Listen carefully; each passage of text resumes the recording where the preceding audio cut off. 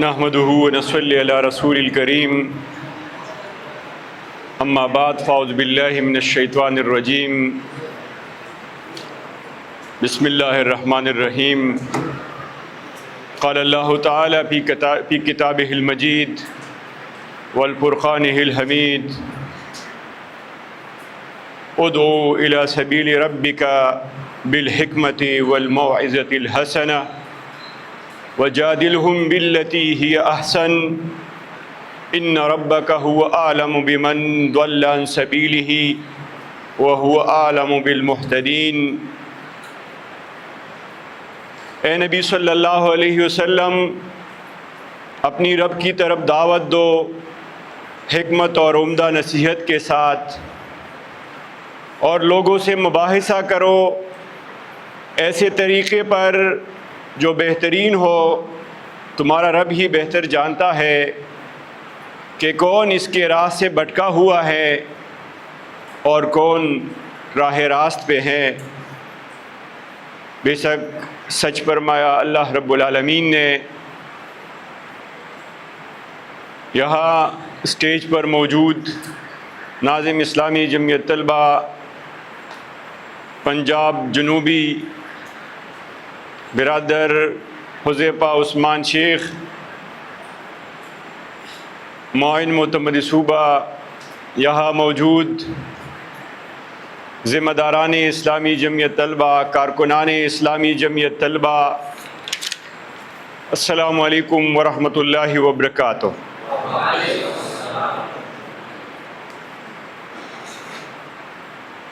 بے شک تمام تعریفیں اللہ رب العالمین کے لیے ہے، جو میرا آپ کا اور تمام کائنات کا رب ہے، خالق ہے، مالک ہے۔ وہ احد ہے، وہ صمد ہے، وہ یکتا ہے، اور لاکھوں کروڑوں درود ہو نبی مہربان صلی اللہ علیہ وسلم پر، جو رحمت للعالمین ہے، جو میرے اور آپ کے ہدایت کا ذریعہ ہے، جو پورے کائنات کے ہدایت کا ذریعہ ہے، جو امام الانبیاء ہے، اور جس کے تعلیمات اس دنیا میں بھی کامیابی کی ضمانت ہے اور جہنم کی آگ سے نجات کا بھی ایک ذریعہ ہے۔ میرا عزیز دوستوں اور ساتھیوں، ہم اس بات پر بھی اللہ رب العالمین کا شکر ادا کرتے ہیں، اللہ رب العالمین کے سامنے سر بسجود ہوتے ہیں کہ آج کے اس پرفتن دور میں، آج کے اس دور میں کہ جہاں پہ مادیت عام ہے، نفسانیت ہے، اس دور میں بھی ہم اللہ رب العالمین کے خصوصی کرم اور اللہ رب العالمین کے احسان کے بدلے اسلامی جمعیت طلبہ جیسے صالحیت پہ مبنی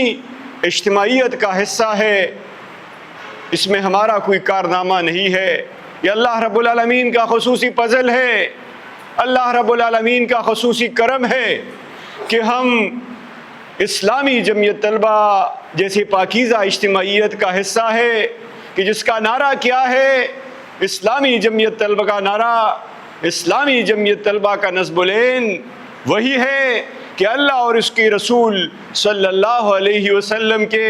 بتائے ہوئے اصولوں کے مطابق انسانی زندگی کے تعمیر کے ذریعے رضا الہی کا حصول، یہ وہی اصول ہے جو یونیورسل ہے، جو کامیابی کا ذریعہ ہے۔ ہمیں اس پہ اللہ رب العالمین کا شکر ادا کرنا چاہیے،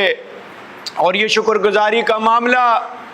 زبان کے حد تک اور قول کے حد تک نہیں ہونا چاہیے، بلکہ یہ شکر گزاری کا معاملہ ہمارے دل میں بھی اترنا چاہیے، ہمارے عمل کا بھی حصہ بننا چاہیے، اور ہمیں اس کی شکر گزاری کے لیے اسلامی جمعیت طلبہ کے پیغام کو، اللہ اور اس کے رسول صلی اللہ علیہ وسلم کے تعلیمات کی اس پیغام کو آگے کرنے کے لیے، اس کی دعوت دینے کے لیے، گلی اور محلے میں طلبہ کو اس سے روشن کرنے کے لیے جدوجہد کرنا چاہیے، اپنا تن من دن اس کے لیے قربان کرنا چاہیے، کیونکہ لمحے موجود میں بھی آج بھی کتنے کروڑوں اور لاکھوں ایسے نوجوان ہوں گے جو میرے اور آپ کی طرح تعلیمی اداروں سے وابستہ ہوں گے، میرے اور آپ کی طرح ان پاکستان کے مختلف شہروں میں رہ رہے ہوں گے، لیکن ان کو اسی طرح بہترین صلاحیت پہ مبنی امبریلا نہیں ملا ہوگا، چھتری نہیں ملی ہوگی، تنظیم نہیں ملا ہوگا۔ اس پہ شکر گزاری کرنی چاہیے، اس پہ اللہ رب العالمین سے دعا کرنا چاہیے کہ اللہ رب العالمین جو مشن ہم نے اسلامی جمعیت طلبہ کے ساتھ وابستگی کے دوران کمٹمنٹ کی ہے، یہ مشن ہماری زندگی کا مشن بن جائے، یہ مشن ہمارے لیے ہماری پوری حیات کا مشن بن جائے۔ میرے عزیز ساتھیوں اور دوستوں، آج کا یہ کیمپ اسلامی جمعیت طلبہ کی ایک حسین روایت کا تسلسل بھی ہے کہ اسلامی جمعیت طلبہ اسی طرح جب اپنے انتخاب اور تقرر کے مراحل کو مکمل کرتی ہیں، اسلامی جمعیت طلبہ اسی طرح جب اپنے منصوبے کے مراحل کو مکمل کرتی ہیں، تو اسلامی جمعیت طلبہ اپنے منصوبے کے تفہیم کے حوالے سے، اپنے منصوبہ سال کا منصوبہ اپنے کارکنان کے ساتھ شریک کرنے کے حوالے سے اسلامی جمعیت طلبہ اسی طرح کیمپ کا انعقاد کرتی ہیں، اور یہ کیمپ اس بات کے ثبوت ہیں کہ اسلامی جمعیت طلبہ آپ کے لیے پلاننگ رکھتی ہیں، آپ کے لیے بحیثیت دعوت یہ بات لے کے آئی ہے کہ ہم نے اس سال کے دوران اپنے لیے کچھ ترجیحات کا تعین کیا ہے، دعوت کے میدان میں ہم نے اپنے لیے کچھ چیزیں مقرر کی ہیں، لیکن اس کے ساتھ ہمارے لیے یہ بات بھی ضروری ہے، یہ بات بھی لازمی ہے کہ ہم دعوت اللہ کی بات کرتے ہیں، ہم دعوت الرسول کی بات کرتے ہیں۔ اس دعوت کے میدان میں ہمارے لیے کون سی حکمت اپنانی چاہیے، ہمیں کون سی حکمت اپناتی ہوئی میدان میں جانا چاہیے۔ ہمارے لیے جو حکمت ہے، ہمارے لیے جو حکمت مطلوب ہے، وہ وہی حکمت ہے جو اللہ رب العالمین نے نبی مہربان صلی اللہ علیہ وسلم کو ہدایت فرمائی۔ قرآن عظیم شان میں یہی بات فرمائی ہے کہ ادعو الی سبیل ربک بالحکمت والموعظۃ الحسنہ، کہ نبی مہربان صلی اللہ علیہ وسلم اللہ کی دین کی طرف لوگوں کو حکمت کے ساتھ بلائیں اور بہترین اور عمدہ نصیحت کے ساتھ بلائیں۔ یہی حکمت اور یہی عمدہ نصیحت اسلامی جمعیت طلبہ کے کارکنان کی دعوت کے لیے بھی ایک ٹول ہونا چاہیے۔ یہی اسلامی جمعیت طلبہ کے کارکن، یہی اسلامی جمعیت طلبہ کے ذمہ دار کے لیے بھی ایک ذریعہ ہونا چاہیے۔ میرے عزیز ساتھیوں اور دوستوں، یہ حکمت کیا چیز ہے؟ حکمت سے مراد یہی ہے کہ آپ اپنے دعوت کے میدان میں جو چیلنجز درپیش ہیں، اس دعوت کے میدان میں جو مسائل درپیش ہے، ان کو سمجھتے ہوئی آپ پلاننگ بنائیں، آپ حکمت عملی بنائیں، اور یہ حکمت آپ کے قول بھی ہو سکتا ہے، آپ کی گفتگو کا طریقہ بھی ہو سکتا ہے، آپ کے ٹولز اور ٹیکنیک بھی ہو سکتے ہیں، آپ کے اسٹریٹجیز بھی ہو سکتے ہیں، جو آپ اسلامی جمعیت طلبہ کے دعوت کے حوالے سے، لوگوں کو آگاہ کرنے کے حوالے سے اپناتے ہیں، اور لوگوں کو اسلامی جمعیت طلبہ کی اس دعوت سے جوڑنے کی کوشش کرتے ہیں۔ یہی حکمت اسلامی جمعیت طلبہ کی بھی مطلوب ہے، اور یہی وہ وجہ ہے کہ آج اسلامی جمعیت طلبہ 1947 سے لے کر آج 2025 میں بھی اسلامی جمعیت طلبہ نہ صرف قائم اور دائم ہے، نہ صرف اسلامی جمعیت طلبہ مستحکم ہے، بلکہ اسلامی جمعیت طلبہ ہر گزرتے سال کے ساتھ آگے پیش قدمی کر رہی ہے۔ اسلامی جمعیت طلبہ کا یہ قافلہ آگے بڑھ رہا ہے، اور اس میں جو حکمت پیش نظر ہے، جو حکمت مضمر ہے، اور جس کی بنیادی وجہ اسلامی جمعیت طلبہ کی اس گروتھ کی ہے، وہ یہی ہے کہ اسلامی جمعیت طلبہ نے ہمیشہ ہر دور کے چیلنج کو دیکھتے ہوئے اس کو ایڈریس کرنے کے لیے حکمت عملی اپنائی ہے۔ اسلامی جمعیت طلبہ نے پلان کیا ہے، اسلامی جمعیت طلبہ نے اسٹریٹجی اپنائی ہے۔ ہر چیلنج کے حوالے سے اسلامی جمعیت طلبہ کے پاس پلان موجود ہوتا ہے، اسی لیے اسلامی جمعیت طلبہ مستحکم ہے، اسی لیے اسلامی جمعیت طلبہ آج بھی پاکستان کے طلبہ تنظیموں میں سب سے منظم طلبہ تنظیم ہے، سب سے بہتر طلبہ تنظیم ہے، سب سے بڑا طلبہ تنظیم ہے۔ اور میرے عزیز ساتھیوں اور دوستوں، یہی حکمت آج بھی اپنانے کی ضرورت ہے، اور اسی حکمت کے پیش نظر آج بھی ہمیں تعلیمی اداروں میں کام کرنے کی ضرورت ہے۔ اسلامی جمعیت طلبہ کی ان ترجیحات کو، اسلامی جمعیت طلبہ کے اس پلان کو آگے بڑھانے کی ضرورت ہے۔ میرے عزیز ساتھیوں اور دوستوں، یہ کام کرتی ہوئی ہمیں چند چیزوں کا بھی جائزہ لینا چاہیے۔ وہ چند چیزیں کیا ہو سکتی ہیں کہ آج کے طالب علم کا کیا مسئلہ ہے، آج کے طلبہ کو کیا مسائل درپیش ہے، اور اسی طرح یہ بات بھی ہمیں معلوم ہونی چاہیے کہ آج کا تعلیمی منظرنامہ کیا ہے، آج کا تعلیمی منظرنامہ ہمارے لیے کیا مسائل اس کے سامنے کھڑی کرتی ہیں، اور کیا حکمت عملی ہو سکتی ہیں کہ جس کے تحت ہم کام کرنے کے لیے آگے نکل سکتے ہیں۔ اس کے ساتھ ہمارے لیے یہ بھی لازم ہے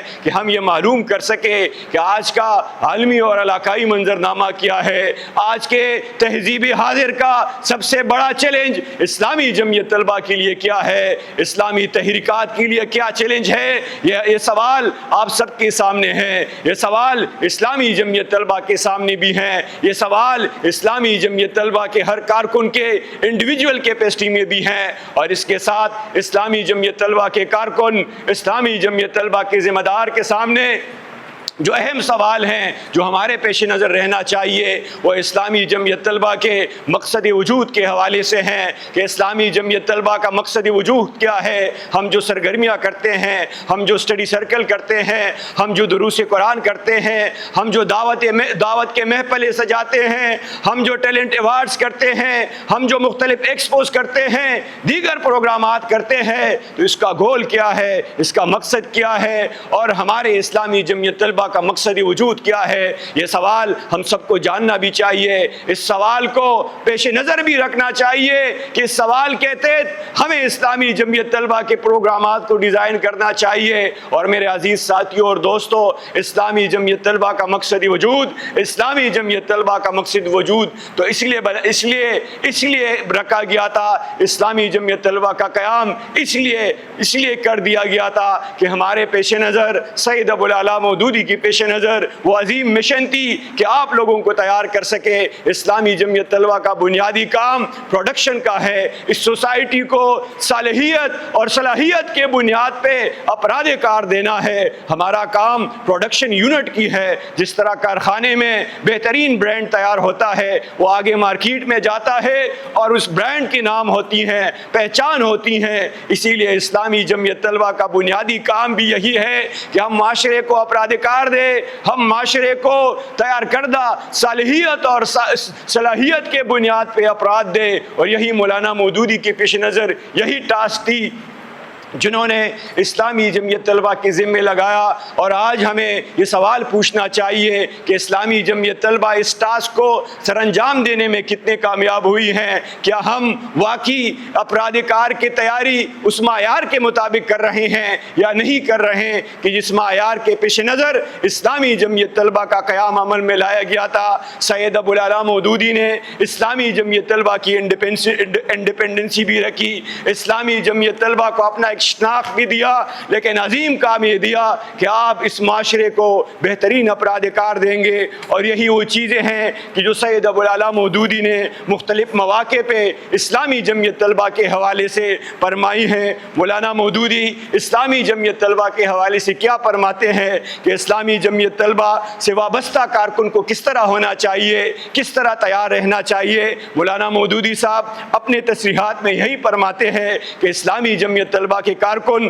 وہ مضبوط کریکٹر کے مالک ہو، اور کردار کی یہ مضبوطی ان کی اپنی زندگی تک محدود نہ ہو، بلکہ ان میں دوسروں کو متاثر کرنے کی بھی بے پناہ صلاحیت موجود ہو۔ یہی مولانا مودودی آپ لوگوں سے چاہتے ہیں، یہی مولانا مودودی اسلامی جمعیت طلبہ سے چاہتے ہیں۔ اور مولانا مودودی کہ جو اسلامی جمعیت طلبہ سے محبت تھی، اسلامی جمعیت طلبہ میں جو دلچسپی ہے، اسی کے حوالے سے بھی مولانا مودودی یہی فرماتے ہیں کہ اسلامی جمعیت طلبہ سے مجھے کیوں دلچسپی ہے۔ مولانا فرماتے ہیں کہ اسلامی جمعیت طلبہ اسکولوں، کالجوں اور یونیورسٹیوں کے ان طلبہ کی تنظیم ہے جو ہمارے ملک کے درسگاہوں میں سائنس، معاشیات، قانون، انجینئرنگ، ڈاکٹری، فلسفہ اور دوسری جدید علوم کے تعلیم حاصل کرنے کے ساتھ ساتھ اسلامی رجحانات بھی رکھتے ہیں، اخلاقی قدروں کی پابندی کرتے ہیں اور اپنے درسگاہوں میں الحاد، بے دینی اور اخلاقی فسق و فجور کو روکنے اور طلبہ میں اسلامی روح بیدار کرنے کی کوشش بھی کرتے ہیں۔ ان نوجوانوں میں آپ کو بکثرت ایسے افراد بھی ملیں گے جو جدید مغربی علوم کے اعلیٰ تعلیم حاصل کرنے کے ساتھ ساتھ تہجد گزار بھی ہوں گے۔ مجھے اسلامی جمعیت طلبہ کے ان نوجوانوں سے انہی اوصاف کی بنا پر دلچسپی ہے، کیونکہ اس ملک میں ایسے ہی نوجوان دیکھنا چاہتا ہوں جو اعلیٰ سے اعلیٰ تعلیم حاصل کرنے کے ساتھ سچے اور پکے مسلمان ہوں۔ یہ مولانا مودودی کے ہم سے توقعات ہیں، یہ مولانا مودودی کے دلچسپی ہے اسلامی جمعیت طلبہ سے، لیکن کن ٹاسک کی بنیاد پہ ہے، کن اوصاف کے بنیاد پہ ہے؟ ہمیں ان چیزوں کا جائزہ لینا چاہیے کہ ہم مولانا مودودی کی اس ویژن اور مولانا مودودی کی اس ٹاسک کو مکمل کر رہے ہیں کہ نہیں۔ ہمارے اپرادھکار کی تیاری کے حوالے سے وہ معیار ہے یا نہیں ہے، اور اگر نہیں ہے تو ہمیں اس کے لیے کیا کرنا چاہیے؟ ہمارا تعلق قرآن کے ساتھ کتنا ہونا چاہیے؟ ہمارا تعلق نبی مہربان صلی اللہ علیہ وسلم کے اسوے سے کتنا ہونا چاہیے؟ ہمارا تعلق جدید لٹریچر سے اور مولانا مودودی کی اس لٹریچر سے کس قدر موجود ہے یا کیا ہونا چاہیے؟ یہ سوالات ہمیں اپنے آپ سے بھی پوچھنے چاہیے۔ ان سوالات کے حوالے سے ہمیں اپنے تنظیم کا بھی جائزہ لینا چاہیے۔ اور آج افراد کی اہمیت کے حوالے سے یہ بات مسلمہ ہے کہ افراد کی اہمیت بڑھ گئی ہے۔ آج کے ماڈرن سوسائٹیز میں بسا اوقات تو ایسا بھی ہوتا ہے کہ فرد ایک تنظیم سے بھی زیادہ، ایک آرگنائزیشن سے بھی زیادہ اور ایک اجتماعیت سے بھی زیادہ سوسائٹی میں افیکٹو بن جاتا ہے، مؤثر بن جاتا ہے۔ اس لیے افراد کے حوالے سے بھی سوچنا چاہیے کہ ہم اس معاشرے کو مؤثر افراد دیں، ہم اس معاشرے کو ایسے افراد دیں کہ جو صلاحیت کے لحاظ سے بھی بہترین ہو، جو صلاحیت اور صالحیت کے لحاظ سے بہترین ہو۔ یہ ہمارے سامنے پیش نظر رہنا چاہیے۔ میرے عزیز ساتھیوں اور دوستوں، ہمیں کیا اس تعلیمی منظرنامے کے حوالے سے بھی ہمیں جاننا چاہیے کہ آج پاکستان کا تعلیمی منظرنامہ کیا ہے۔ ہم طلبہ میں کام کرنے والا اسلامی جمعیت طلبہ کے آرگنائزیشن سے وابستہ کارکنان ہیں، ذمہ داران ہیں، لیکن آج ہمیں یہ معلوم ہونا چاہیے کہ آج پاکستان میں تعلیمی ادارے بڑھ رہے ہیں، پاکستان میں تعلیمی اداروں کے ساتھ ساتھ طلبہ کی تعداد میں بھی اضافہ ہو رہا ہے، اور تینوں بڑے دائرے جو ہمارے پاکستان میں موجود ہیں اس میں روز بروز اضافہ ہوتا جا رہا ہے، چاہے وہ اسکول ہے، چاہے وہ کالجز ہے، چاہے وہ یونیورسٹیز ہے۔ اس میں اضافہ اس بات کی علامت ہے۔ اسلامی جمعیت طلبہ کے لیے یہ سوال ہے کہ اسلامی جمعیت طلبہ کو بھی اپنے کام میں پھیلاؤ کر دینا چاہیے۔ میرے عزیز ساتھیوں اور دوستوں، اسی لیے تعلیمی منظرنامے میں جو اضافہ ہو رہا ہے، طلبہ کی تعداد میں جو اضافہ ہو رہا ہے، اس کے لیے بھی ہمیں پلان کر دینا چاہیے۔ اور یہ اضافہ اب صرف شہروں تک محدود نہیں ہے، بلکہ آج کے پاکستان کے تعلیمی منظرنامے میں آپ کے ڈگری ایوارڈنگ انسٹیٹیوٹس تو گاؤں اور دیہات میں بھی پہنچ چکے ہیں۔ آپ کے ہر تحصیل کی سطح پہ ایسا کالج اور ایسا تعلیمی ادارہ ضرور موجود ہوتا ہے کہ جو آپ کو ڈگری دے سکتے ہیں، جو آپ کے نوجوان کو ڈگری دیتی ہیں۔ اس سے پہلے 20 سال پہلے یہ کنسپٹ پاکستان میں موجود نہیں تھا، لیکن آج آبادی بڑھ گئی ہے، لیکن آج تعلیمی اداروں میں اضافہ ہو گیا ہے۔ اس لیے اسلامی جمعیت طلبہ کے کام کو ایکسپینڈ کرنے کی ضرورت ہے۔ ان تعلیمی اداروں میں اسلامی جمعیت طلبہ کی پریزنس کے حوالے سے ہمیں حکمت عملی ڈیفائن کرنا چاہیے، اور یہ اس لیے بھی ضروری ہے میرے دوستوں اور ساتھیوں کہ اگر ہم تعلیمی اداروں سے وابستہ، خصوصاً کالجز اور یونیورسٹی سے وابستہ نوجوان کو ایڈریس نہیں کریں گے تو یہ نوجوان پاکستان کے لیے بھی ایک چیلنج ہو سکتا ہے، یہ نوجوان اسلامی جمعیت طلبہ کے لیے بھی چیلنج ہو سکتا ہے۔ اسی لیے کہ پاکستان کے جامعات میں پڑھنے والا نوجوان، پاکستان کے کالجز میں پڑھنے والا نوجوان وہ معاشرے کا بااثر پر ہوتا ہے، اس کی رائے کی اہمیت ہوتی ہے، لوگ ان کے رائے کو اہمیت دیتے ہیں، اور یہ افراد آگے جا کے پھر پاکستان کے مختلف شعبوں میں اپنے سروسز بھی سر انجام دیتے ہیں۔ اسی لیے اگر آپ نے پاکستان کو اسلامی اصولوں پر، اسلامی معاشرے کے قیام کے حوالے سے آپ نے جدوجہد کرنی ہے، آپ اسلامی اسلامی جمعیت طلبہ کے 5 نکاتی پروگرام کے 5 نقطے کے حوالے سے کنسرن ہے کہ اس معاشرے میں، اس ملک میں اسلام کا بول بالا ہو۔ اس کے لیے آپ کو نوجوانوں کے ایڈریس کرنا پڑے گا۔ وہ جو ٹرینڈ سیٹر نوجوان ہیں ان کی طرف اسلامی جمعیت طلبہ کی دعوت پہنچانا ہوگا، ان کو اسلامی جمعیت طلبہ کی دعوت کا ذریعہ بنانا ہوگا، ان کو اسلامی جمعیت طلبہ کے ساتھ جوڑنا ہوگا، تو تب آپ معاشرے میں امپیکٹ جنریٹ کرنے کے قابل ہو جائیں گے۔ میرے عزیز ساتھیوں اور دوستو، اس کے ساتھ ہمیں یہ بھی سوچنا چاہیے، ہمیں یہ بھی سمجھنا چاہیے، ہمیں یہ بھی جاننا چاہیے کہ آج پاکستان کے تعلیمی سیکٹر کو، پاکستان کے تعلیمی سیکٹر سے وابستہ طلبہ کو کیا چیلنجز درپیش ہے۔ آج بدقسمتی سے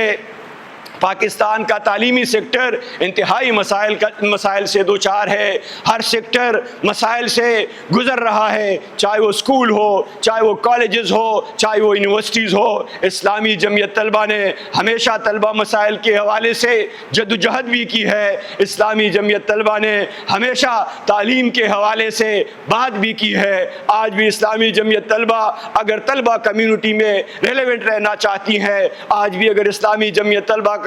ذمہ دار یہ سمجھتا ہے کہ ہمیں اپنی ریچ کو بڑھانا چاہیے، ہمیں طلبہ کو میکسیمم نمبر میں ایڈریس کرنے کی ضرورت ہے، تو آپ کو طلبہ کے مسائل پہ بولنا پڑے گا، آپ کو طلبہ کے مسائل پہ طلبہ کو موبلائز کرنا پڑے گا، آپ کو طلبہ کے مسائل پہ طلبہ کو اویئر کرنا پڑے گا۔ جب تک آپ یہ کام نہیں کریں گے تو آپ کی جو ایکسپینشن ہے، آپ کی جو وسعت ہے، یہ متاثر ہوگی۔ آپ ایکسپینشن کے بجائے آپ سکڑتے جائیں گے، آپ سکڑ جائیں گے۔ اسی لیے اس بات کو بھی ایڈریس کرنے کی ضرورت ہے۔ آج کے مسائل شاید پاکستان کے تاریخ میں سب سے زیادہ ہے کہ جو تعلیمی سیکٹر کو درپیش ہے۔ آج ہم دیکھتے ہیں کہ ایک طرف پرائیویٹائزیشن ہو رہی ہے، پنجاب میں بھی یہ پرائیویٹائزیشن تقریباً 13,000 تعلیمی ادارے اسکول پرائیویٹائز کر دی گئی ہیں۔ اسی طرح پنجاب میں بھی 1 کروڑ سے زیادہ بچے ایسے ہیں کہ جو تعلیم سے محروم ہیں، کہ جو اسکولوں سے باہر ہیں، ان کو حکومت ایڈریس نہیں کر رہی، ان کو پاکستان کی ریاست ایڈریس نہیں کر رہی۔ مجموعی طور پر پاکستان 2.5 کروڑ سے زیادہ ایسے بچے ہیں پاکستان میں کہ جو آج بھی اسکول سے محروم ہیں۔ اور جب آپ بات کرتے ہیں کہ ڈراپ آؤٹ ریشو کیا ہے، کہ وہ بچے کہ جو تعلیم سے وابستہ ہونے کی کوشش کرتے ہیں، پرائمری اسکول کو جاتے ہیں، تو ان میں سے 65% بچے مڈل تک پہنچتے سے پہلے ہی ڈراپ آؤٹ ہو جاتے ہیں۔ یہ پاکستان کے تعلیمی منظرنامے کے لیے ایک سوالیہ نشان ہے۔ اسی طرح آپ کے 20% طلبہ جب ہائی اسکول تک جاتے ہیں تو وہ ڈراپ آؤٹ ہو جاتے ہیں، اور یونیورسٹی تک پہنچتے صرف 7 سے 5% طلبہ ہی رہ جاتے ہیں کہ جو اعلیٰ تعلیم کے قابل ہو جاتے ہیں۔ یہ ہمارے لیے ایک سوالیہ نشان ہے، یہ پاکستان کے لیے بھی سوالیہ نشان ہے، اور یہ ہماری ریاست کے لیے بھی ایک سوالیہ نشان ہے کہ تعلیم کو وہ ترجیح میں نہیں رکھ رہی، تعلیم وہ ان کے فوکس میں نہیں ہے۔ اور جب ہم جائزہ لیتے ہیں، اسٹیٹسٹکس کو پڑھتے ہیں، تو یہی بات سامنے آتی ہے کہ آج پاکستان وہ واحد بدقسمت ملک ہے کہ جو اپنے نوجوانوں پر، جو تعلیم پر سب سے کم پیسہ خرچ کرتے ہیں۔ GDP کا سب سے کم پیسہ اگر اس ریجن میں کوئی خرچ کرتا ہے تعلیم پہ تو وہ پاکستان ہے۔ 1% سے کم پیسہ پاکستان اپنے نوجوانوں پر اور تعلیم پہ لگاتا ہے۔ جب تک آپ حکومت کے خلاف علم میں بغاوت بلند نہیں کریں گے، ان کے خلاف آواز بلند نہیں کریں گے، اپنے حق کے لیے نہیں نکلیں گے، تو پاکستان میں آپ کو حق نہیں ملنے والا۔ اور یہی وجہ ہے کہ آج روز بروز طلبہ کے مسائل میں اضافہ ہوتا جا رہا ہے، چاہے وہ ہاسٹل کے مسائل ہو، چاہے وہ ٹرانسپورٹ کے مسائل ہو، چاہے وہ فیسوں کے مسائل ہو، بلکہ اس سے بڑھ کر ایسے مسائل بھی ہمارے تعلیمی اداروں میں آنا شروع ہو گئے ہیں کہ جو ہمارے اخلاقیات کے بھی خلاف ہے، جو ہمارے کلچر کی بھی خلاف ہے۔ وہ ڈرگس کے مسائل ہے، وہ ہراسانی کے مسائل ہے۔ ان مسائل پہ اسلامی جمعیت طلبہ کو توانا آواز بلند کرنے کی ضرورت ہے۔ آج بھی ہم دیکھتے ہیں کہ نہ صرف پاکستان کی ریاست بلکہ پاکستان کی ریاست سے وابستہ، تعلیم سے وابستہ جتنی بھی شعبے ہیں، جتنی بھی سیکٹر ہے، انہوں نے تعلیم کو ایک کموڈٹی بنا دی ہے۔ تعلیم تو ایک مقدس کاز ہے، تعلیم تو نیشن بلڈنگ کا ایک ذریعہ ہے، لیکن ہمارے پاکستان میں اس کو پیسہ کمانے کا ایک ذریعہ بنایا جا رہا ہے۔ آج بھی ہم دیکھتے ہیں MD-CAT سے وابستہ ہزاروں نوجوان ہوتے ہیں کہ جو MD-CAT کا ٹیسٹ دینا چاہتے ہیں، جو میڈیکل ڈاکٹر بننا چاہتے ہیں ان کی فیسیں بڑھائے جاتے ہیں، ان کی انٹری ٹیسٹ 9000 مقرر کر دی گئی ہے، حالانکہ جب آپ ان تعلیمی اداروں سے، ان ٹیسٹنگ اداروں سے پوچھتے ہیں کہ ٹیسٹ پہ کل کتنا خرچ آتا ہے تو 1000 سے کم روپے ٹیسٹ کنڈکٹ کرنے پہ آتا ہے، لیکن ہمارے پاکستان میں 8000 منافع یہ پی ایم ڈی سی اسی لیے کرتی ہیں کیونکہ یہ ٹیسٹ ان کے منافع کا ذریعہ ہے، اور آئے روز طلبہ پہ ریسٹرکشن ڈالے جاتے ہیں۔ ابھی بھی پی ایم ڈی سی کی طرف سے ایک ڈیسیجن آیا ہے، وہ انڈر 18 جو ہمارے اسٹوڈنٹ ہیں ان کے حوالے سے ہے، یہ فیصلہ انہوں نے کیا ہے کہ ان کے لیے جوینائل جو سرٹیفکیٹ ہے، جو کارڈ ہے وہ بنانا ضروری ہے، اور اسی کی وجہ سے کچھ 20,000 طلبہ ایسے ہیں کہ جو انٹری ٹیسٹ سے محروم رہنے کا خدشہ ہے۔ ہم حکومت سے یہ بھی کہنا چاہتے ہیں، آپ کے ذریعے سے بات پہنچانا چاہتے ہیں کہ وہ اس طرح کے ہتھ کنڈے سے باز رہے، طلبہ پہ باری باری پیسے آپ عائد کرنے کی کوشش نہ کریں۔ میرے عزیز ساتھیوں اور دوستوں، کہنے کا مطلب یہ ہے کہ جو جتنے بھی مسائل موجود ہیں، آپ اسلامی جمعیت طلبہ کے لیڈرز ہیں، آپ اسلامی جمعیت طلبہ کے ناظمین ہیں، آپ کو ان مسائل کے حوالے سے آگاہی پھیلانی چاہیے، آپ کو ان مسائل کے حوالے سے طلبہ کو منظم کرنا چاہیے، اور اسلامی جمعیت طلبہ نے ان مسائل کو دیکھتے ہوئے اس دفعہ فیصلہ کیا ہے کہ ہم ان مسائل کو دیکھتے ہوئے ان مسائل کے حوالے سے زبردست آواز بلند کریں گے، اور یہ مسائل جس ریجن کی وجہ سے ہے، جس کی وجہ سے یہ مسائل پاکستان کا مقدر بن گئے ہیں، اس میں طلبہ یونین کا کلیدی کردار ہے کہ طلبہ یونین پر جب سے پابندی لگائی گئی ہے طلبہ کے مسائل میں اضافہ ہوا ہے، طلبہ کے ٹرانسپورٹ کے مسائل بڑے ہیں، طلبہ کے ہاسٹلز کے مسائل بڑے ہیں، طلبہ کے تعلیمی اداروں میں کیمپسز میں ڈرگز کا کلچر انیشیٹ ہوا ہے، اور طلبہ ٹیچرز کے سیمسٹر نظام کی وجہ سے اور ٹیچرز کے اٹانومی کی وجہ سے خودکشیوں پہ مجبور ہو جاتے ہیں۔ کتنے واقعات آپ کے لاہور میں ہوئی ہیں، کتنے واقعات آپ کی خیبر پختونخوا میں سوسائڈ کی ہوئی ہیں کہ طلبہ اس لیے سوسائڈ کر رہے ہیں کہ ان کو ان کے مسائل کے حوالے سے کوئی پلیٹ فارم نہیں مل رہا۔ اس لیے طلبہ یونین کے حوالے سے اسلامی جمعیت طلبہ نے ایک زبردست جدوجہد کے حوالے سے فیصلہ کیا ہے، اس جدوجہد کو آپ لوگ ہی آگے لے کے جائیں گے۔ یہ جدوجہد اس کے حوالے سے ابھی سے آپ رائے ماما ہموار کرنے کی کوشش کریں گے تو اس جدوجہد میں جان ہوگی۔ اس جدوجہد کی بنیاد پہ ہم پھر طلبہ کمیونٹی کے مسائل کو انشاءاللہ آگے جاتے ہوئے حل کرنے میں کامیاب ہوں گے۔ میرا عزیز ساتھیوں اور دوستوں، ہمارے سامنے جو دوسرا سب سے مسئلہ ہے، جو دوسرا سب سے بڑا چیلنج ہے، جو میرے اور آپ کے سامنے پیش نظر رہنا چاہیے، وہ میڈیا کا چیلنج ہے، وہ میڈیا کے ساتھ ساتھ ٹیکنالوجی کا چیلنج ہے۔ میرا عزیز ساتھیوں اور دوستوں، آج کا دور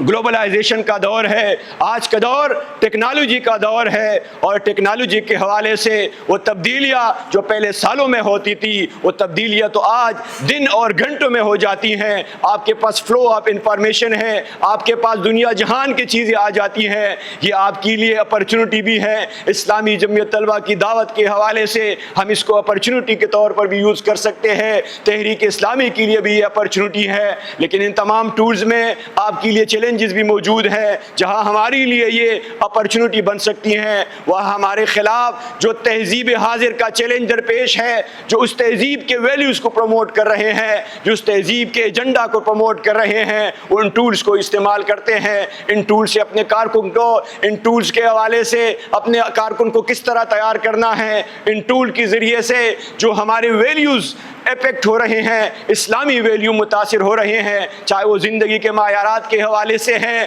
چاہے وہ نفع اور نقصان کے معیار کے حوالے سے ہیں، چاہے وہ ہمارے خاندانی نظام کے حوالے سے ہیں، اور اس میڈیا کے ٹول کو استعمال کرتی ہوئی اس معاشرے کو مسخر کرنے، اس معاشرے میں بہترین بیانیہ سازی کرنے کے لیے جدوجہد کرنا چاہیے۔ میرا عزیز ساتھیوں اور دوستوں، اس کے علاوہ بحیثیت کارکن، بحیثیت ذمہ دار اسلامی جمعیت طلبہ کے کارکن کو کیا کرنا چاہیے، اسلامی جمعیت طلبہ کے ذمہ دار کو کیا کرنا چاہیے، ہم اس میدان میں موجود ہیں۔ اور اس میدان میں ایک تو وہ طالب علم ہوتا ہے کہ جس کو ہم اسلام کی طرف بلاتے ہیں، کہ جس کو ہم دعوت اللہ اور دعوت الرسول کی طرف بلاتے ہیں، لیکن اس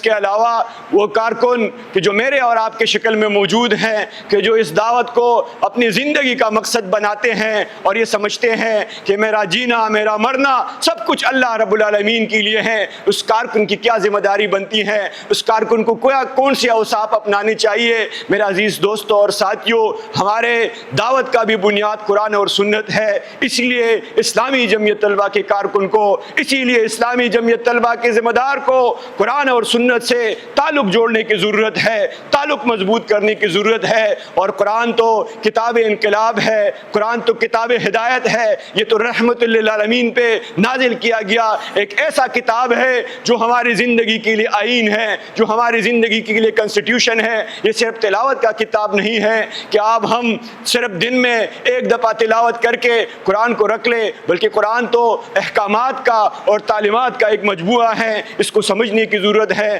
تفسیر کے ساتھ پڑھنے کی ضرورت ہے، باقاعدہ پڑھنے کی ضرورت ہے۔ میرے عزیز ساتھیوں اور دوستوں، گزشتہ دنوں اسلامی جمعیت طلبہ نے مرکز کی سطح پہ ایک سروے کیا تھا، اور اس سروے کے جو نتائج آئے ہیں وہ قرآن کے ساتھ ہم جب دیکھتے ہیں، جائزہ لیتے ہیں کہ ہمارا تعلق قرآن کے ساتھ کتنا ہے، تو وہ افسوسناک سروے ہے۔ ہمارے کارکنان کی طرف سے، ہمارے ارکان اور امیدواران کی طرف سے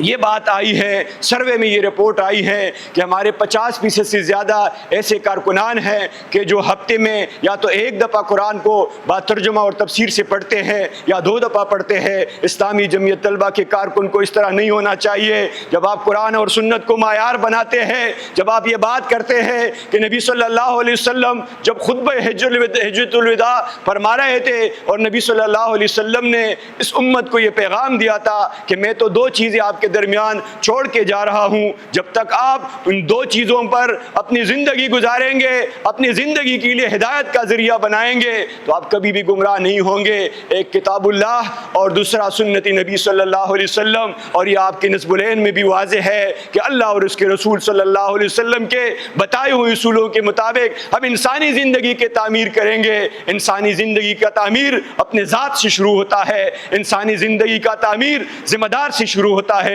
کارکن سے شروع ہوتا ہے، آگے جا کے دیگر طلبہ کو بھی آپ اس کے مطابق، ان اصولوں کے مطابق ان کی زندگی تعمیر کرنے کی جدوجہد کر سکتے ہیں۔ اس لیے اگر آپ یہ کام نہیں کریں گے تو نبی مہربان صلی اللہ علیہ وسلم کہ وہ حدیث ہم سب کو یاد رکھنا چاہیے کہ جس کے بارے میں نبی صلی اللہ علیہ وسلم کیا فرماتے ہیں کہ القرآن حجت لک و علیک، کہ اللہ کے نبی صلی اللہ علیہ وسلم فرماتے ہیں کہ روز محشر قرآن یا تو ہمارے لیے دلیل ہوگا، گواہ ہوگا، اللہ کی عدالت میں گواہی دے گا، اور یا ہمارے خلاف گواہی دے گا۔ اگر ہم قرآن کے مطابق زندگی بنائیں گے، اگر ہم قرآن کے ساتھ تعلق مضبوط کریں گے، اگر ہم قرآن کے نظام کو رائج کرنے کی جدوجہد کریں گے، اقامت دین کی جدوجہد کریں گے، تو یہ قرآن اللہ کے دربار میں کھڑا ہوگا اور اللہ کو یہ فرمائے گا کہ اللہ یہ تو وہ انسان ہے کہ جس نے اپنی پوری زندگی آپ کی اس کتاب اللہ کے نظام کو نافذ کرنے کی جدوجہد کی ہے، اس کتاب اللہ کے ساتھ اپنا تعلق مضبوط کیا ہے، میں اس کی شفاعت کرتا ہوں۔ اللہ رب العالمین تو اس کو بخش دے، جنت نصیب فرمائے۔ اللہ رب العالمین اپنے کتاب کے پھر کس طرح شفاعت کو ریجیکٹ کر سکتا ہے؟ اسی لیے میرے دوستوں اور ساتھیوں، اگر ہم یہ کام نہیں کریں گے تو دوسری جانب یہ بات بھی واضح ہے کہ اللہ کے حبیب صلی اللہ علیہ وسلم یہی فرماتے ہیں کہ پھر قرآن ہمارے خلاف اللہ کی عدالت میں گواہی دے گا کہ اس انسان نے مجھے بلا دیا، اے اللہ رب العالمین تو بھی اس کو بلا دے، تو بھی اس کی جہنم کی آگ میں ڈال۔ اس لیے ہمیں اس کو بھی یاد رکھنا چاہیے۔ اس کے علاوہ نبی مہربان صلی اللہ علیہ وسلم کی سنت ہے، نبی مہربان صلی اللہ علیہ وسلم کا اسوہ حسنہ ہے کہ جس کے بارے میں نبی صلی اللہ علیہ وسلم کیا فرماتے ہیں کہ لا یؤمنکم احدکم حتی اکون احب الیہ من والدہ وولدہ والناس اجمعین۔ نبی صلی اللہ علیہ وسلم سے محبت بھی ایمان کی علامت ہے۔ نبی صلی اللہ علیہ وسلم یہی فرماتے ہیں کہ کوئی شخص اس وقت تک مومن نہیں ہو سکتا کہ جب تک میں اس کا محبوب نہ بن جاؤں۔ اپنے والدین سے، اپنے بیوی بچوں سے، یہ ایمان کا تکمیلی ایمان کا بھی ذریعہ ہے۔ اس لیے نبی صلی اللہ علیہ وسلم سے محبت کا تقاضا کیا ہے کہ ہم روزانہ کی بنیاد پہ نبی مہربان صلی اللہ علیہ وسلم کے اسوے کو پڑھے، ہم روزانہ کی بنیاد پہ نبی مہربان صلی اللہ علیہ وسلم کے تعلیمات کو پڑھے۔ اگر ہم نبی صلی اللہ علیہ وسلم کے اس تعلیمات کے حوالے سے بات کرتے ہیں کہ وہ ہمارے لیے آئیڈیل ہے، تو آئیڈیل کے ساتھ محبت بھی ہونا چاہیے۔ محبت کیا ہے کہ آپ اس کے حوالے سے جاننے کی کوشش کریں، ہر لمحے اور ہر گھڑی میں نبی صلی اللہ علیہ وسلم کو جاننے کی کوشش کریں، اور نبی صلی اللہ علیہ وسلم سے محبت کا تو یہ تقاضا ہے کہ اسلامی جمعیت طلبہ کو یہ عظیم ٹائٹل ملا ہے کہ پاکستان کے تاریخ میں وہ ٹائٹل کسی کو نہیں ملا ہے. وہ ٹائٹل نبی صلی اللہ علیہ وسلم سے محبت کا ٹائٹل ہے. وہ ٹائٹل قادیانیوں کو غیر مسلم ڈکلیئر کرنے کے حوالے سے ہے. یہ اعزاز آپ کو معلوم، یہ اعزاز اسلامی جمعیت طلبہ کو حاصل ہے. یہ اعزاز آپ لوگوں کو حاصل ہے کہ قادیانیت کے خلاف جو تحریک اٹھی تھی وہ اسلامی جمعیت طلبہ نے شروع کی تھی. اور نشتر میڈیکل کالج کے وہ طلبہ جو اسلامی جمعیت طلبہ سے وابستہ تھے، ان پر جب تشدد ہوا تو اسلامی جمعیت طلبہ نے ملک گیر ایسا تحریک چلا کہ جس میں باقی لوگ بھی آنا شروع ہو گئے. اور اس تحریک کے بدولت 7 ستمبر 1974 کو پاکستان کے آئین میں بھی قادیانی غیر مسلم ڈکلیئر ہوئی. یہ اعزاز اللہ رب العالمین نے جو ختم نبوت کے حوالے سے ہے، جو نبی مہربان صلی اللہ علیہ وسلم کے حوالے سے ہے، یہ ہمیں نصیب فرمایا ہے. اس لیے نبی صلی اللہ علیہ وسلم سے محبت، ختم نبوت کے حوالے سے معلومات، ختم نبوت کے حوالے سے علم حاصل کرنا، نبی صلی اللہ علیہ وسلم کے اسوے کو حاصل کرنا، اس کو اپنی زندگی میں نافذ کرنا، اس کو دیگر افراد اور نوجوانوں کی زندگی میں نافذ کرنا، یہ ہماری لیے دعوت کا ذریعہ ہونا چاہیے. میرے عزیز ساتھیوں اور دوستوں، اس کے ساتھ جو دوسرا اہم امر ہے، جو دوسرا اہم ٹاسک ہے جو اسلامی جمعیت طلبہ کی ذمہ دار کو اپنانا چاہیے، وہ عبادات کے حوالے سے ہے. اسلامی جمعیت طلبہ کے کارکن کو، اسلامی جمعیت طلبہ کے ذمہ دار کو عبادات کے حوالے سے تساہل سے کام نہیں لینا چاہیے. اسلامی جمعیت طلبہ کے ذمہ دار کو مسجد کے پہلے صف میں موجود ہونا چاہیے. اسلامی جمعیت طلبہ کے ذمہ دار اور کارکن کو باجماعت نمازی ہونا چاہیے، نماز فجر کا اہتمام کرنا چاہیے. اسلامی جمعیت طلبہ کو ہاسٹلوں میں، اسلامی جمعیت طلبہ کو تعلیمی اداروں میں، اسلامی جمعیت طلبہ کو نوجوانوں اور طلبہ سے وابستہ تمام سینٹرز میں نظام الصلاۃ قائم کرنے کی ضرورت ہے. اسلامی جمعیت طلبہ کے کارکن اگر نماز کے ساتھ تعلق نہیں جوڑیں گے تو پھر وہ اپنے دعوے میں کوکلے ثابت ہو سکتے ہیں. پھر وہی بات کہ لم تقولون ما لا تفعلون، پھر وہ بات جو ہم کرتے ہیں کہ ہم آپ کو دین کی طرف بلاتے ہیں، اس میں ہم کمزور ثابت ہو سکتے ہیں، اس میں ہم کوکلے ثابت ہو سکتے ہیں. اس لیے میرا اور آپ کا تعلق قرآن کے ساتھ ساتھ عبادات کے ساتھ بھی مضبوط رہنا چاہیے، اور یہ ہمارے لیے ذریعہ ہونا چاہیے. بلکہ تنظیم میں آپ اس طرح کلچر کو پروموٹ کریں کہ جس میں عبادات کا مقابلہ ہو، کہ جس میں روزوں کا اہتمام ہو، اور اس کے ساتھ اسلامی جمعیت طلبہ کے کارکن کو مثبت اور اخلاقی پہلو کو بھی پروموٹ کرنے کی ضرورت ہے. ہمیں آپس میں اخوت اور بھائی چارے کے کلچر کو پروموٹ کرنا چاہیے، تعاون کے کلچر کو پروموٹ کرنا چاہیے، ہمدردی کے کلچر کو پروموٹ کرنا چاہیے. اور جو معاشرے میں جتنی بھی برائیاں ہے، چاہے وہ جھوٹ کی شکل میں موجود ہے، چاہے وہ غیبت کی شکل میں موجود ہے، یا دیگر برائیاں موجود ہیں، ان برائیوں سے اجتناب بھی کرنا چاہیے. اپنے تنظیم کے اندر ان برائیوں کو ڈسکرج کرنے کی بھی ضرورت ہے. یہ اسلامی جمعیت طلبہ کے کارکن کے لیے بھی ضروری ہے، یہ اسلامی جمعیت طلبہ کے ذمہ دار کے لیے بھی ضروری ہے. لیکن اس کے ساتھ ساتھ جو تیسرا اہم معاملہ ہے کہ جس کی طرف میں آپ لوگوں کو توجہ دلانا چاہوں گا، وہ اسلامی جمعیت طلبہ کے کارکن اور اسلامی جمعیت طلبہ کا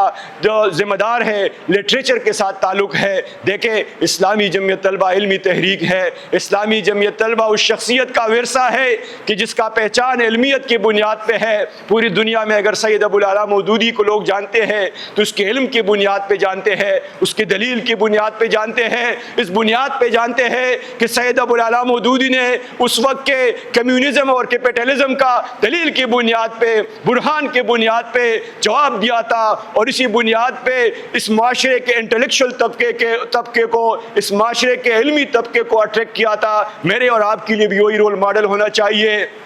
میرے اور آپ کے لیے بھی لٹریچر نبی مہربان صلی اللہ علیہ وسلم اور قرآن کی تعلیمات کے بعد لٹریچر کے ساتھ ایک مستقل تعلق اپنانا چاہیے. لٹریچر کے ساتھ تعلق نہیں بنائیں گے تو جدید دور کے جو چیلنجز ہیں اس کو ایڈریس نہیں کر پائیں گے. آپ کے اندر علمیت نہیں ہوگی، آپ کے اندر سطحیت ہوگی. آپ کسی مقابل کا جو مغربی تہذیب کا پروردہ ہو، پروموٹ کردہ ہو، اس کا مقابلہ نہیں کر سکیں گے. اس لیے روزانہ کی کی بنیاد پہ اپنا تعلق لٹریچر کے ساتھ بھی بنائیے، لٹریچر کو پڑھنے کی کوشش کرے اور اسلامی جمعیت طلبہ کی اس پہچان کا علامت بنے کہ اسلامی جمعیت طلبہ ایک علمی تنظیم ہے، ایک نظریاتی تنظیم ہے۔ اس کے ساتھ ساتھ میں آپ لوگوں کی ڈگری کے حوالے سے بھی بات کرنا چاہوں گا، جو پروفیشنل کیریئر آپ لوگوں نے اپنایا ہے۔ اسلامی جمعیت طلبہ کے ہر کارکن کو اپنے تعلیمی ادارے میں، اپنے کلاس میں ایمبیسڈر ہونا چاہیے، اسلامی جمعیت طلبہ کا سفیر ہونا چاہیے۔ وہ اپنے ٹیلنٹ کی بنیاد پہ ہونا چاہیے، وہ اپنے محنت کی بنیاد پہ ہونا چاہیے، وہ اپنے لگن کی بنیاد پہ ہونا چاہیے، وہ اپنے اچیومنٹس کی بنیاد پہ ہونا چاہیے۔ آپ اپنے کلاس میں اچیومنٹ کے حوالے سے معروف ہوں گے، آپ اپنے کلاس کے ٹاپر ہوں گے، آپ اپنے ڈپارٹمنٹ کے ٹاپر ہوں گے، تو کارکنان، تو عام طلبہ آپ کی طرف اٹریکٹ ہوں گے۔ اس لیے پروفیشنل ڈگری کے حوالے سے، پروفیشنل کیریئر کے حوالے سے کوئی کمپرومائز نہیں کرنا چاہیے، اس کے حوالے سے کنسرن رہنا چاہیے۔ آخری بات جو میں کرنا چاہوں گا وہ اللہ کی رضا ہے، رضا الہی کا حصول اور نبی مہربان صلی اللہ علیہ وسلم کی دیدار کے حوالے سے ہے۔ ہم سب کا جو جدوجہد ہے وہ اس لیے ہے، اسلامی جمعیت طلبہ کے نصب العین میں بھی اور اسلامی جمعیت طلبہ کے رکنیت کے عہد میں بھی یہ بات واضح ہے کہ ہم اس بات کا اقرار کرتے ہیں کہ قل ان صلاتی و نسکی و محیایا و مماتی للہ رب العالمین، ہمارے تمام جدوجہد، ہمارے جینا مرنا قربانی سب کچھ اللہ رب العالمین کے لیے ہے۔ یہ جذبہ آپ کے اندر موجود رہنا چاہیے۔ اسلامی جمعیت طلبہ سے وابستگی اس بنیاد پہ نہیں ہونا چاہیے کہ ہمیں اس دنیا میں کچھ ملے گا، ہمیں اسلامی جمعیت طلبہ کی نظامت کی صورت میں، ہمیں اسلامی جمعیت طلبہ کی کسی عہدے کی صورت میں، ہمیں اسلامی جمعیت طلبہ کے طرف سے کسی اور دنیائی چیز کی طرف سے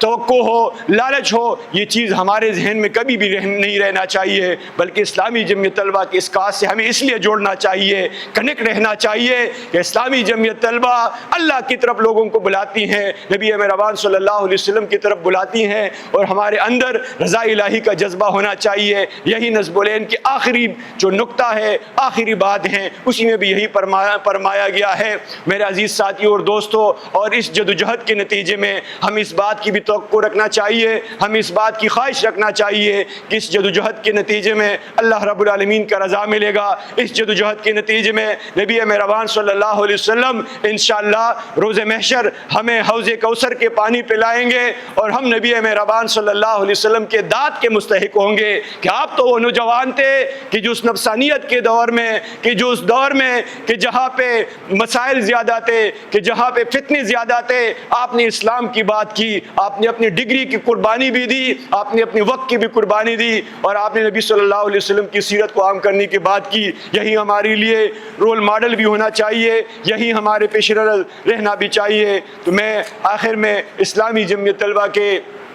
جو سلوگن ہیں اس کے شعر کو لیتے ہوئی میں آپ لوگوں سے رخصت لوں گا۔ اسلامی جمعیت طلبہ کا اس دفعہ جو سلوگن رکھا گیا ہے وہ بھی ان اشعار میں موجود ہے۔ میں ان اشعار کے ساتھ آپ سے رخصت لوں گا کہ افراد کے ہاتھوں میں ہے، افراد کے ہاتھوں میں ہے اقوام کی تقدیر، ہر فرد ہے ملت کے مقدر کا ستارہ، دنیا کو ہے پھر مارے کئی روح و بدن پیش، تہذیب نے پھر اپنے درندوں کو ابارا، اللہ کو پامر دیے مومن پہ بھروسہ، ابلیس کو یورپ کے مشینوں کا سہارا،